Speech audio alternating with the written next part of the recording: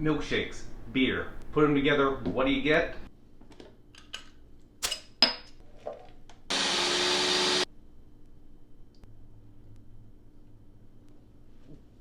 Well, obviously nothing good using that method, but what if we try to go our own way by brewing our own? That, my friends, will give us something tasty to share. Everything is just so balanced with the hops in this one. And do not fret if this is your first time brewing. If you can make some tea, you can make a home brew. So with this as my inspiration, we'll put together the perfect Milkshake IPA.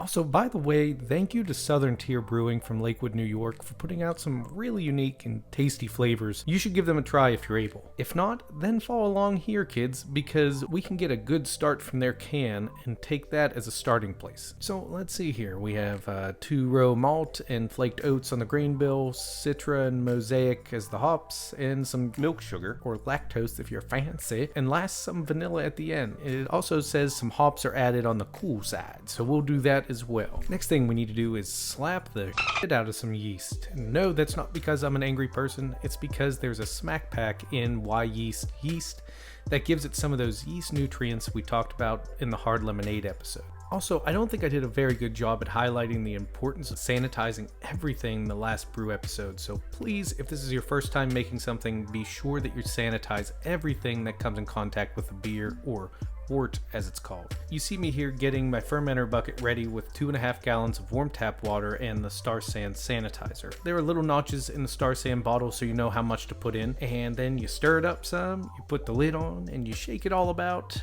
and then set that aside until we use it a little bit later. So then go to your official brew station and bring 2.5 gallons of that high quality, great value H2O this time, up to 162 degrees Fahrenheit or 72 degrees Celsius. Then go relax and search for some new stuff on Amazon that you never knew you couldn't live without. Once your water is up to temperature, add in a mesh mash bag and your grain bill, which I used 1.75 pounds or 794 grams of rolled oats, 2.25 pounds or 1.02 kilograms of white wheat, and 3/4 pound or 340 grams of honey malt. Once you stir that all up, keep your mash temperature right about that 155 degree Fahrenheit, 68 degrees Celsius mark. Plus or minus 5 degrees Fahrenheit is fine, but just try to stay the best you can around that 155 degree mark. If you'd like the science behind those temperatures and more, I talk about it in much more detail on the Food Brew Barbecue podcast, which you can find on iTunes, Spotify, or wherever you get your podcast fix. After that hour is up, remove your steeping grains from the wort below and place in a colander wide enough to span the diameter of the brew kettle, and very slowly pour 3 quarts or 950 milliliters of 170 degree Fahrenheit or 76 degrees Celsius water over it. What we're doing here is called sparging the grains. What that is trying to get every last bit of sugar that may be clinging to the grains and put as much as possible into our final product. Remember, the more sugar we can get from these grains, the more sugar the yeast will have to eat during fermentation. Once you've successfully sparged or rinsed your grains, turn on the heat and bring everything up to a boil. Be sure that you stir every so often so the sugars don't try to stick to the bottom of the pot and scorch and make awful flavors. While you're waiting for the science of heat to take effect, measure out 0.31 ounces or 9 grams of Simcoe hops, and once your wort is at a boil, add those hops along with 5.5 pounds or 2.5 kilograms of extra light dry malt extract. Again, stir as much as possible to avoid any of that sugary goodness sticking to the bottom. Then turn up the heat and cover partially with the lid and set a timer for 60 minutes. And a note here, you want to keep your wort to a rolling boil as best as possible, but every so often it may want to boil over, and that's a sticky, awful mess. So be careful if you see it starting to boil up, and either remove from the heat and or stir like crazy to calm it back down. Then with 10 minutes left on your timer, add 1 pound or 450 grams of milk sugar or that lactose, and again, stir like Ben Franklin. Ben Franklin is the devil! Thanks, Mama. We just want to stir it so nothing gets stuck to the bottom. Then, when your timer finally goes off, remove from the heat and place your kettle in a sink with water awaiting ice. And if you're just as good as aiming the bag of ice as I am, it'll go just absolutely everywhere. Let that sit until it gets to about 170 degrees Fahrenheit or 76 degrees Celsius, at which time we will add 0.81 ounces or 23 grams each of Citra and Ekuanot hops, and then 0.31 ounces or 9 grams of Mosaic hops. Then continue to let it cool until it gets to about 80 degrees Fahrenheit or 27 degrees Celsius. Then dump out the sanitizer solution we had in the fermenter buckets previously and pour this cooled wort in.